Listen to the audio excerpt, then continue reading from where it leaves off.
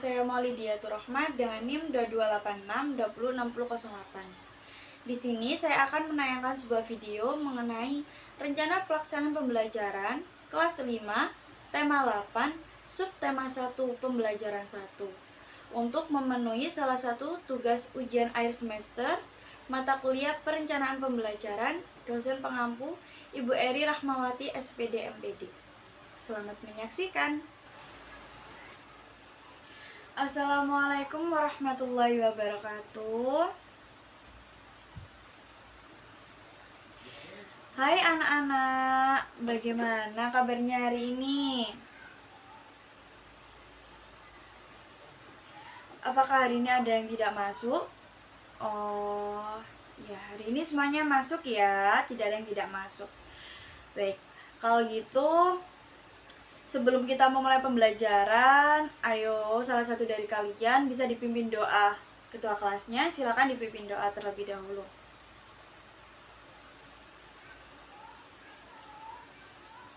Amin.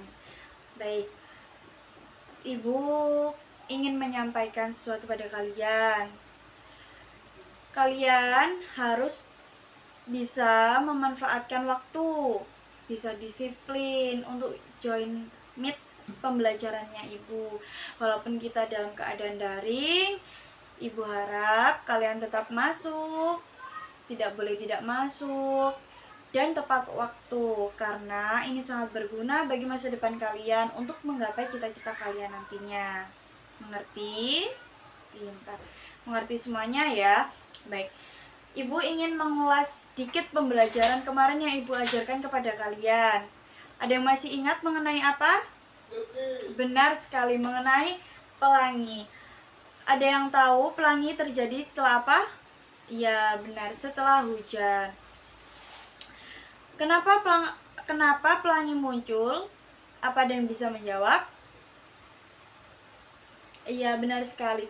Pelangi muncul setelah matahari yang berhasil direfleksikan akan mengalami proses dispersi atau penguraian cahaya sehingga warna cahaya matahari bisa menjadi putih.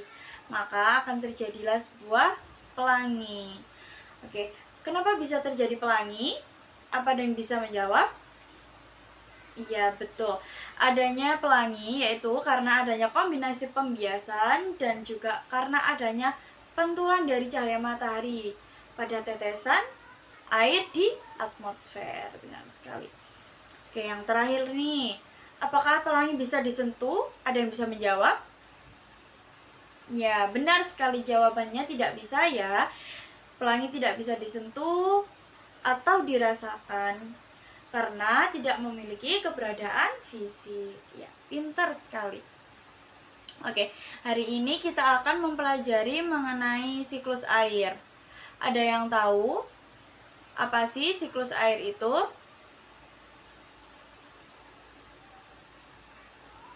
Ya, betul sekali. Siklus adalah proses terjadinya hujan yang dari air laut kemudian ditampung ke awan, awan terjadi mendung lalu kembali ke laut lagi. Benar sekali. Kenapa sih kita harus mempelajari siklus air? Apa sih tujuannya mempelajari siklus air itu? Iya, betul sekali, untuk menjaga tersedianya air bersih yang jumlahnya terbatas di bumi. Jika terjadinya hujan dan kita tidak mempunyai air, maka air itu bisa kita tampung dan kita manfaatkan untuk kehidupan sehari-hari. Ibu mempunyai video mengenai siklus air. Ayo kita amati bersama-sama. Kita identifikasi apa saja kondisi di lingkungan kita. Oke, sesuai dengan video. Baik, Ibu putar ya videonya, tidak boleh rame, dilihat dan dicermati. Pertama-tama saya akan menjelaskan muatan IPA KD 3.8 dan 4.8 pembelajaran 1, pentingnya air bagi kelangsungan hidup makhluk hidup. Air selalu tersedia di bumi karena adanya siklus air. Siklus air adalah proses perputaran air yang terjadi secara terus-menerus dari permukaan bumi ke atmosfer dan kembali lagi ke permukaan bumi. Tahapan siklus air yang bermanfaat bagi makhluk hidup adalah hujan. Berikut adalah contoh pemanfaatan air oleh makhluk hidup. Yang pertama, air hujan yang meresap ke dalam tanah akan disimpan sebagai cadangan air bagi makhluk hidup. Seperti yang digambar itu ada tanaman.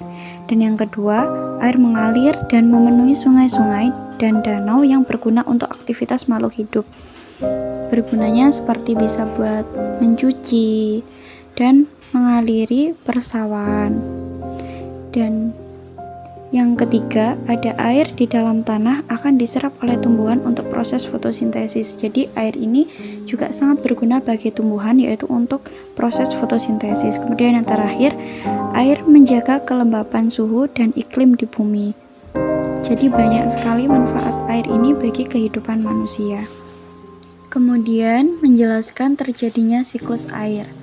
Tahapan siklus air ini dibagi menjadi 3. Yang pertama ada penguapan atau bisa disebut juga sebagai evaporasi.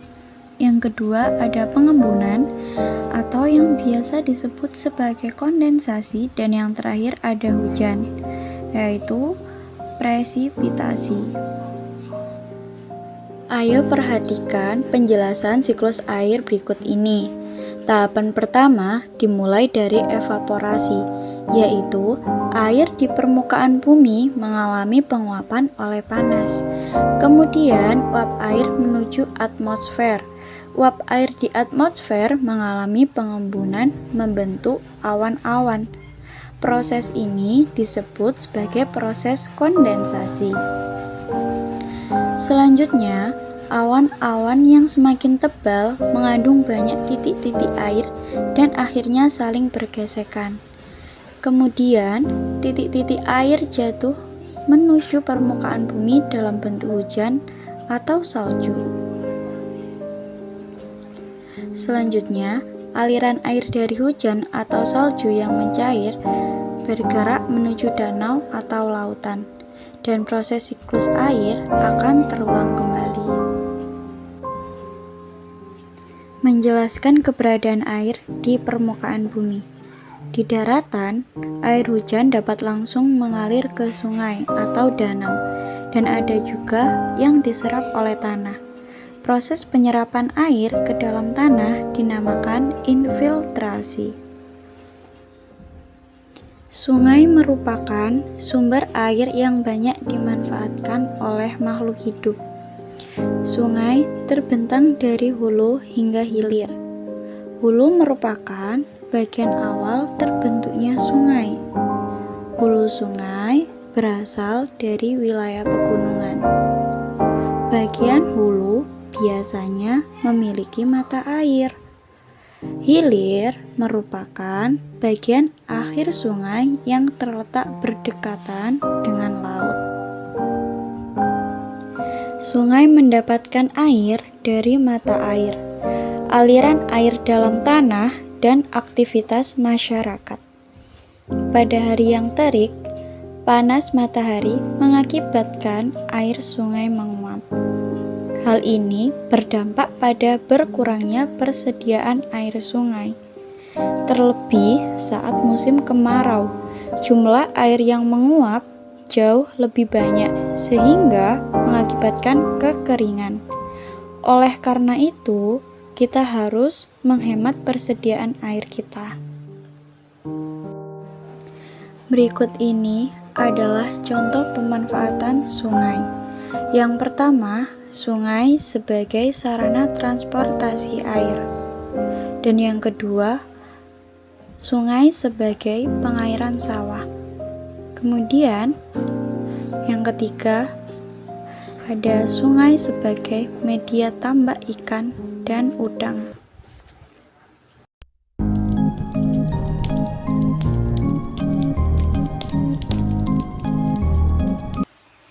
Nah, kalian kan sudah melihat dan mengamati video yang Ibu bagikan. Sekarang Ibu mempunyai beberapa pertanyaan untuk kalian. Siap ya? Jangan lupa dicatat. Pertanyaan pertama, apakah lingkungan berguna bagi manusia dan mengapa? Bisa dijelaskan?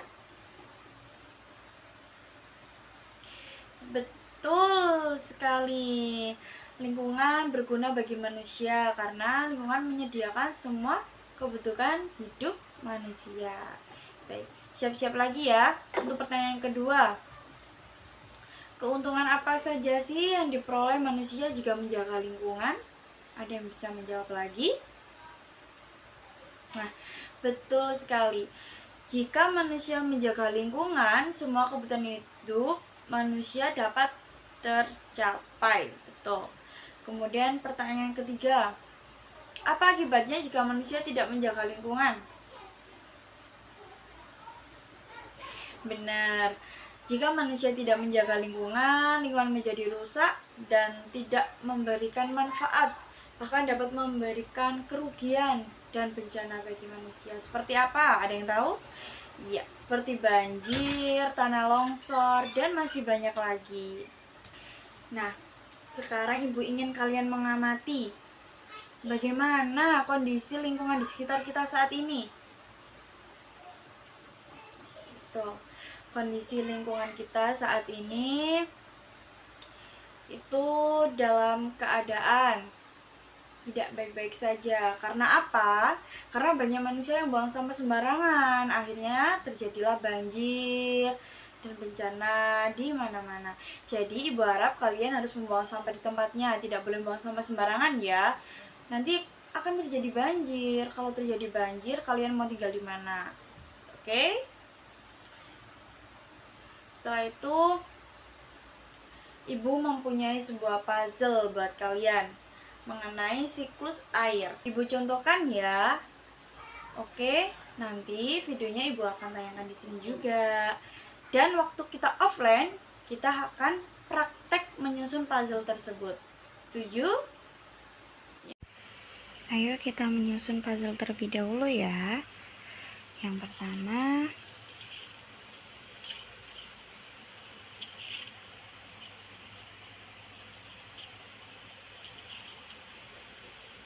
siklus air.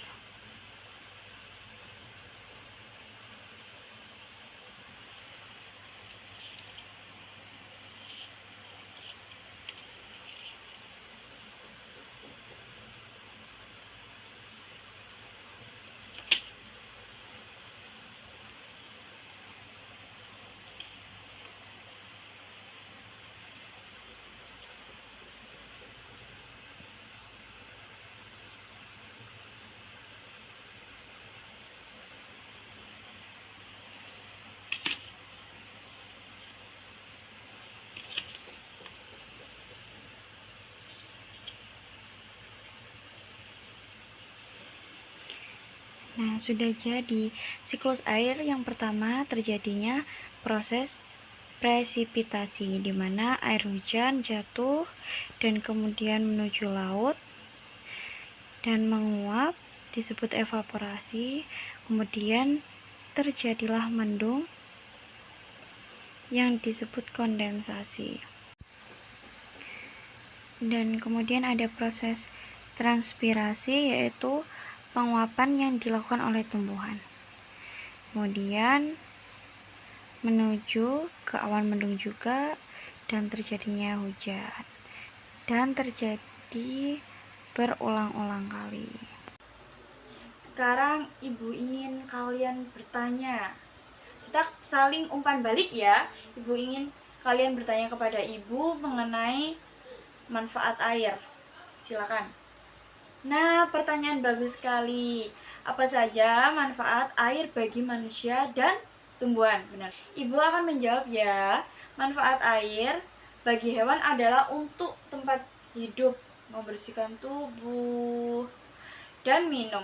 Dan manfaat air bagi tumbuhan digunakan untuk bahan dasar fotosintesis, pelarut zat hara yang dibutuhkan dan sebagai tempat hidup. Begitu.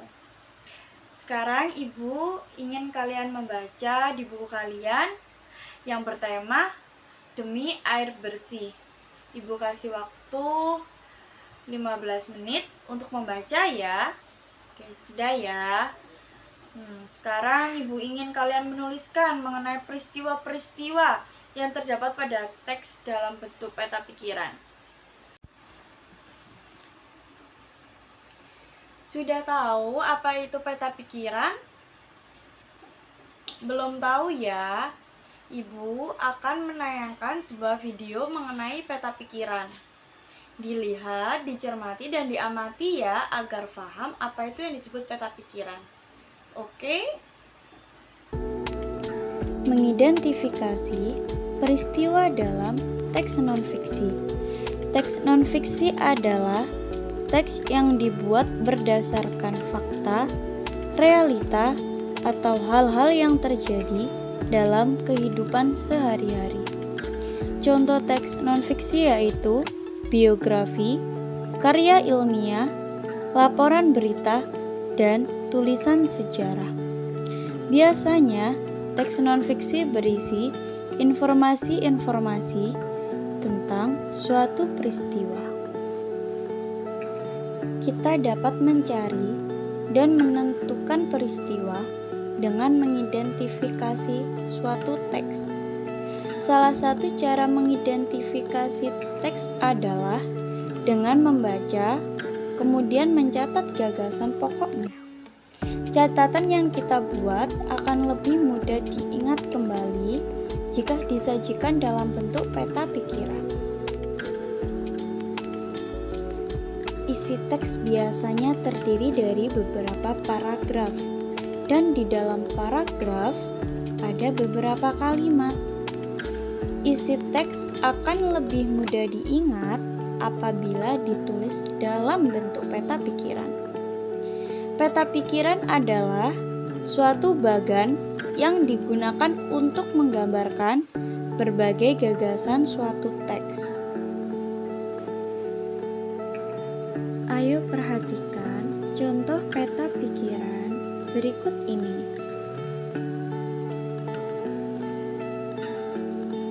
Menuliskan peristiwa yang terdapat pada teks non-fiksi. Peristiwa dalam teks non-fiksi dapat ditemukan dengan membaca teks secara seksama. Urutan peristiwa dalam teks dapat diketahui dengan cara membaca teks secara berurutan dari awal hingga akhir teks. Jika membacanya tidak berurutan, maka kemungkinan ada informasi yang terlewat, atau dapat juga membuat kita salah memahami isi teks itu sendiri. Dalam mencatat peristiwa, kita dapat memetakannya dengan membuat kolom-kolom paragraf atau peta pikiran. Ayo simaklah cuplikan teks berikut mengenai rumah Honai, suku Dani di Papua. Honai merupakan salah satu rumah adat Papua, tepatnya suku Dani. Honai bisa ditemukan di lembah dan pegunungan tengah Papua. Wilayah tersebut memiliki suhu udara yang sangat dingin, terutama puncak Jayawijaya yang berada di ketinggian 2.500 meter di atas permukaan laut. Berikut adalah contoh peristiwa teks mengenai rumah Honai, suku Dani di Papua. Peristiwa penting pada teks mengenai rumah Honai, suku Dani di Papua. Untuk mencari peristiwa dalam teks, kamu bisa menggunakan kalimat tanya, seperti contoh berikut ini. Siapa saja yang terlibat dalam peristiwa tersebut? Maka bisa dijawab suku Dani di Papua. Menuliskan peristiwa yang terdapat pada teks non-fiksi. Berikut adalah cara membuat peta pikiran. Yang pertama, tuliskan satu tema besar pada bagian tengah kertas. Ini akan menjadi tema besar peta pikiran. Yang kedua, buatlah cabang dari tema tersebut terlebih dahulu. Tujuannya untuk memastikan ada ruang yang cukup untuk menuangkan gagasan dalam bentuk peta pikiran. Yang ketiga, setiap cabang pada peta pikiran haruslah dituliskan dalam satu kata atau frase saja. Sebagai contoh, ayo perhatikan peta pikiran berikut ini. Menceritakan kembali peristiwa yang terdapat pada teks non-fiksi. Langkah-langkah mengidentifikasi peristiwa penting dari sebuah teks berikut. Yang pertama, carilah teks yang berkaitan dengan peristiwa yang ingin diketahui. Yang kedua, bacalah teks tersebut dengan teliti, dari awal hingga akhir teks. Kemudian, dalam proses membaca, cermatilah pokok-pokok informasi yang dapat menjelaskan peristiwa dalam teks. Yang keempat, catatlah informasi tersebut dalam bentuk poin-poin peta pikiran atau diagram aliran. Dan yang kelima, tulislah peristiwa-peristiwa yang telah kamu temukan dengan bahasamu sendiri sesuai dengan urutan dalam teks. Ayo perhatikan contoh menuliskan peristiwa penting yang terdapat pada teks.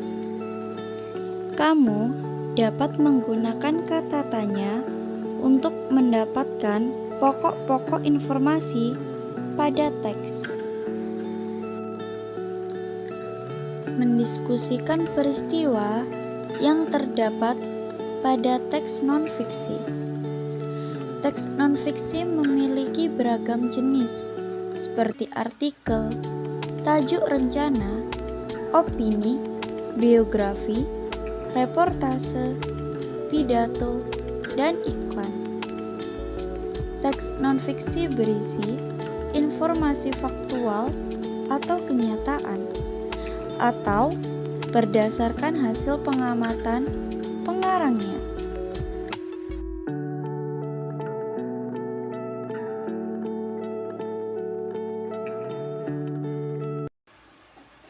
Nah, kalian kan sudah melihat dan mengamati mengenai video penjelasan peta pikiran.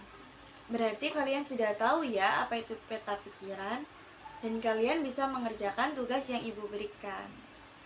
Kemudian secara bergantian kalian menunjukkan peta pikiran kepada ibu. Mengerti? Nah, sudah ya. Coba ibu lihat mana hasil peta pikirannya. Iya, bagus-bagus.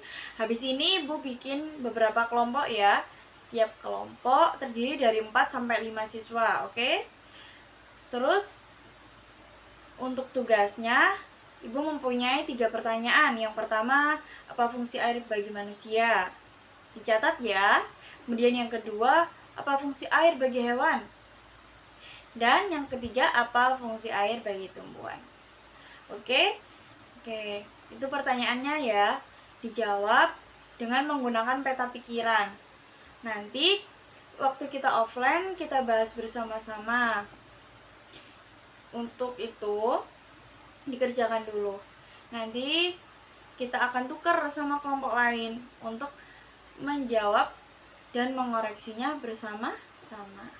Ibu ingin tanya kepada kalian, hari ini kita belajar mengenai apa? Iya, betul sekali. Hari ini kita belajar mengenai siklus air. Terus keterampilan apa saja yang ibu suruh kepada kalian?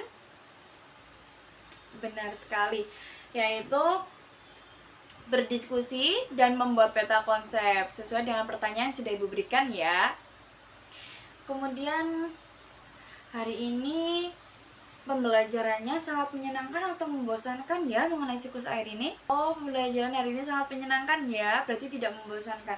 Jadi kalian harus lebih paham mengenai apa itu siklus air dan manfaatnya bagi kehidupan sehari-hari.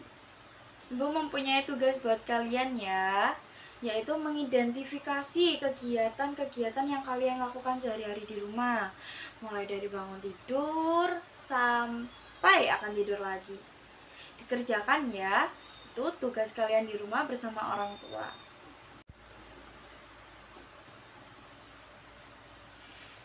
Jangan lupa ya, tugasnya dikerjakan. Bersifat mandiri ya, mengidentifikasi kegiatan dari bangun tidur sampai akan tidur lagi. Oke? Dikumpulkan saat kita tatap muka atau offline. Baik, sekian penjelasan dan pembelajaran dari Ibu. Sebelum kita tutup pembelajaran hari ini, Ibu ingin salah satu dari kalian memimpin doa. Silakan. Amin, doa selesai. Baik. Ibu harap ilmu yang Ibu berikan dapat bermanfaat buat kalian. Jangan lupa belajar di rumah. Kurang paham, silakan tanya Ibu ya. Kurang lebihnya Ibu mohon maaf. Ibu akhiri. Wassalamualaikum warahmatullahi wabarakatuh.